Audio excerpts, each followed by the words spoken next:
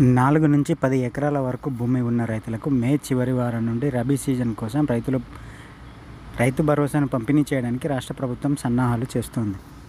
దీనికి అవసరమైన నిధులు ఏర్పాటు చేయాలని ముఖ్యమంత్రి రేవంత్ రెడ్డి ఆర్థిక శాఖను ఆదేశించారని వర్గాలు తెలిపాయి. రైతు భరోసాపై ముఖ్యమంత్రి వచ్చే వారంలో సమీక్ష సమావేశాన్ని కూడా ఏర్పాటు చేస్తారని, అక్కడ చెల్లింపుల ప్రక్రియపై మరింత స్పష్టత వచ్చే అవకాశం ఉందని భావిస్తున్నారు.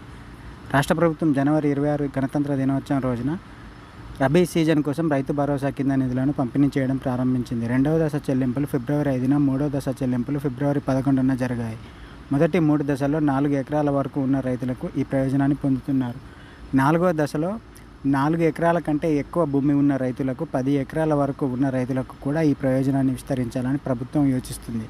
రైతు భరోసా కింద కాంగ్రెస్ ప్రభుత్వం బీఆర్ఎస్ పాలనలో రైతు బంధు కింద అందించే 5,000 నుండి సీజన్కి 6,000కు చెల్లింపులను పెంచింది. మార్చి 31 నాటికి అందరూ రైతుల ఖాతాలో పూర్తి చేస్తామని రేవంత్ రెడ్డి హామీ ఇచ్చారు. అయితే ప్రభుత్వం గడువు దాటింది. 4 ఎకరాల వరకు ఉన్న రైతులకు మాత్రమే చెల్లింపులు చేరాయి. మార్చి నుండి ఈ పథకానికి మరిన్ని నిధులు విడుదల కాలేదు. జనవరి 26వ తేదీన ప్రారంభమైన మొదటి దశలో 4.41 లక్షల మంది రైతులకు 569 కోట్లు అందాయి. రెండవ దశలో ఫిబ్రవరి 5న దాదాపు 17.3 లక్షల మంది రైతులకు 558 కోట్లు, మూడవ దశలో ఫిబ్రవరి 11న దాదాపు 13.24 లక్షల మంది రైతులకు 1,092 కోట్లు అందాయి. 4 ఎకరాల కంటే ఎక్కువ ఎకరాలు కలిగి ఉన్న దాదాపు 35 లక్షల మంది రైతులకు ఇప్పటికీ రబీ సీజన్ కోసం తమ రైతు భరోసా చెల్లింపుల కోసం ఎదురు చూస్తున్నారు. రాబోయే ఖరీఫ్ సీజన్ జూన్లో ప్రారంభం కానుంది.